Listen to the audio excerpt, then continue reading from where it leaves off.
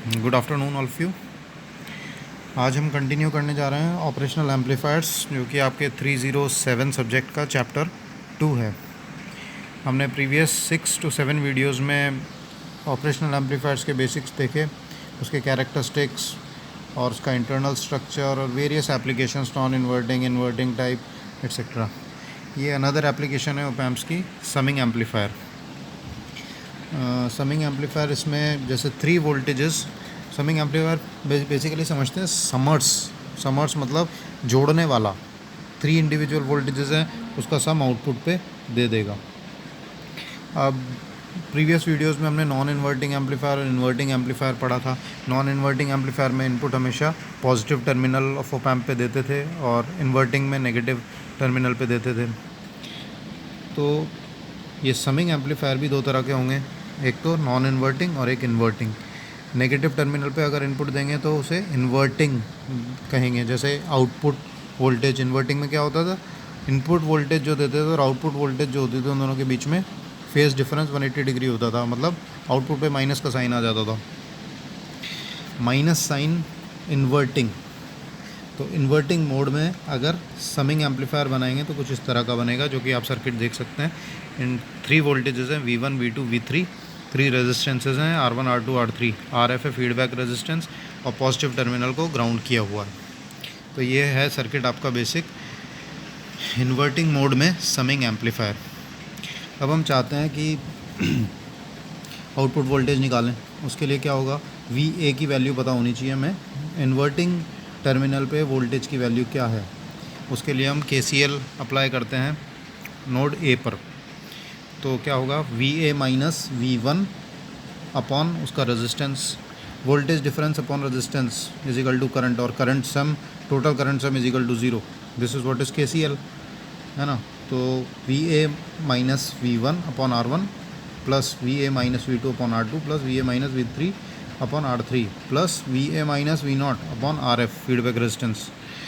अब हम जानते हैं कि हमने एक और वीडियो देखा था वर्चुअल ग्राउंड या वर्चुअल शॉर्ट का, कि दोनों ओप एम्प्स में दोनों के दोनों इन्वर्टिंग और नॉन इन्वर्टिंग पे वोल्टेजेस बराबर होते हैं। इसी कॉन्सेप्ट को एक्सप्लॉइट करते हुए VA इज इक्वल टू 0 ले लेंगे, क्योंकि वो नॉन इन्वर्टिंग टर्मिनल ग्राउंड है, ग्राउंड की वोल्टेज 0 होती है।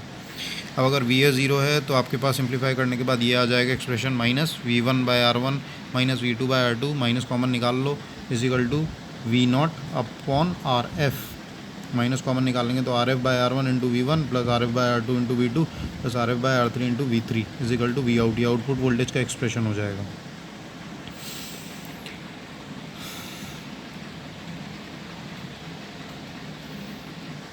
इसी को कंटिन्यू करते हैं। आउटपुट वोल्टेज का एक्सप्रेशन जैसे कि प्रीवियस पेज पे देखा था हमने, minus RF by R1 into V1 plus so and so fourth.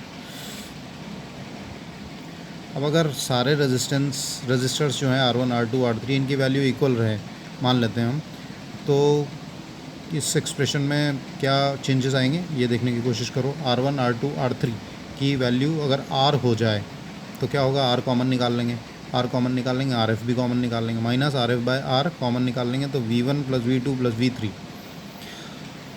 ठीक है, अगर RF की वैल्यू और R की वैल्यू भी सेम हो जाए, फीडबैक रजिस्टर और ये जो हमने तीनों individual registers R1, R2, R3 की वैल्यू R मानी थी, अगर ये दोनों इक्वल हो जाएं तो क्या होगा, तो RF और R कट जाएगा तो आउटपुट में हमें मिल जाएगा minus V1 plus V2 plus V3।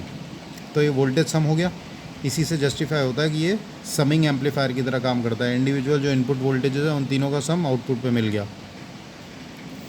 अगर R1, R2, R3 सेम नहीं रहते तो क्या होता, ये होता कि R1 और RF के रेशियो फॉर्म में आ जाता। अब रेशियो किसी वोल्टेज से मल्टीप्लाई होगा तो उसको हम K मान लेते हैं, K1, K2, K3, 3 कॉन्स्टेंट्स हो गए जो कि एक्चुअल में हैं क्या, रेशियोज़ हैं। उन रेशियोज़ को हम स्केलिंग फैक्टर्स भी कहते हैं। तो एक तरह से यहाँ पे ओप एम्प समिंग एम्पलीफायर के साथ साथ एक स्केलर की तरह भी काम करेगा।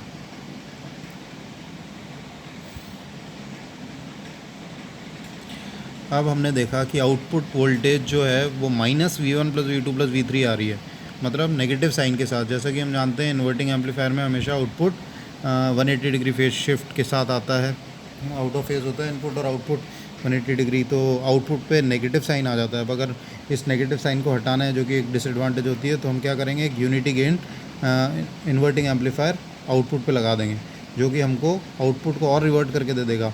तो नेगेटिव को 180 डिग्री और दे देंगे, फेज शिफ्ट तो 360 डिग्री हो जाएगा, तो आउटपुट पे जो मिलेगा वो हमें पॉजिटिव साइन के साथ मिल जाएगा। तो ये तो रही बात इन्वर्टिंग एम्पलीफायर की, मतलब समिंग एम्पलीफायर इन्वर्टिंग मोड में। अब नॉन इन्वर्टिंग मोड में किस तरह काम करता है देख लेते हैं। नॉन इन्वर्टिंग मोड में क्या और डिफरेंस होता था, डिफरेंस ये होता था कि हमेशा नॉन इन्वर्टिंग टर्मिनल मतलब पॉजिटिव टर्मिनल पे इनपुट वोल्टेजेस दिए जाते थे, और ये जो इन्वर्टिंग होता था उसको ग्राउंड करते हैं। ग्राउंड करना मैं भूल गया हूँ, आप कर लेना। ये R1 जो रेजिस्टेंस है, इसका एक टर्मिनल ये ग्राउंड हो जाएगा, ठीक है। तो अब अगर नॉन इन्वर्टिंग की हम इक्वेशन देखें नॉन इन्वर्टिंग एम्पलीफायर की, तो क्या होती है, -RF/1 + RF/R1 into V input is equal to output voltage. अब हम देख सकते हैं कि हमने पॉजिटिव टर्मिनल मतलब कि नॉन इन्वर्टिंग टर्मिनल पे दो वोल्टेजेस हैं, VA और VB। अब हम चाहते हैं कि इन दोनों वोल्टेजेस की वजह से क्या आउटपुट होगा ये निकालना, तो हम सुपरपोजिशन थ्योरम अप्लाई कर देते हैं। एक बार में एक वोल्टेज को लेंगे, दूसरी वोल्टेज को हटा देंगे, ज़ीरो कर देंगे या रिप्लेस कर देंगे उसको उसके इंटरनल रेजिस्टेंस से। तो R1 वाला टर्मिनल ग्राउंड में करना भूल गया हूँ, आप अपने हिसाब से कर लेना। तो ये जो पॉजिटिव टर्मिनल है, ये जो पॉजिटिव टर्मिनल है नॉन इन्वर्टिंग टर्मिनल, इसकी वोल्टेज हम मान लेते हैं VN1 जब VB = 0 है, और केवल हम VA वोल्टेज सोर्स ट्रीट कर रहे हैं। तो VN की वैल्यू क्या हो जाएगी, VN1 की वैल्यू क्या हो जाएगी, RB/RA + RB × VA, ये वोल्टेज डिवाइडर इक्वेशन। इसी तरह से सेकेंड बार क्या करेंगे हम, सेकेंड टाइम इसको VN2 मान लेते हैं, और जब VA = 0 है, VB दे रहे हैं केवल, जब केवल VB अप्लाई करेंगे तो आउटपुट वोल्टेज आ जाएगी वही voltage divider equation, VN2 = RA/RA + RB × VB। अब सुपरपोजिशन थ्योरम कहता है कि total voltage is equal to sum of individual voltages. तो VN1 जबकि हमने VB 0 किया था, और VN2 जब हमने VA 0 किया था, इन दोनों का सम, तो इन दोनों का सम ये आ जाएगा, VN = VN1 + VN2, VN total is equal to RB/RA + RB × VA + RA/RA + RB × VB। देखिए हमने प्रीवियस ये VN2 यहाँ पे निकाला, VN1 यहाँ पे निकाला, इन दोनों को जोड़ दिया तो हमारे पास VN आ गया। VN की इक्वेशन थोड़ी बड़ी सी है, VN = RB/RA + RB × VA + RA/RA + RB × VB।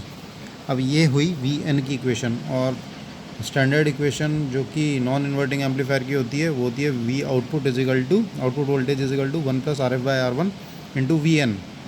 अब इसमें VN की वैल्यू डाल देते हैं, तो हमारे पास ये बड़ा सा एक्सप्रेशन आ जाएगा, 1 + RF/R1 × RB/RA + RB × VA + RA/RA + RB × VB।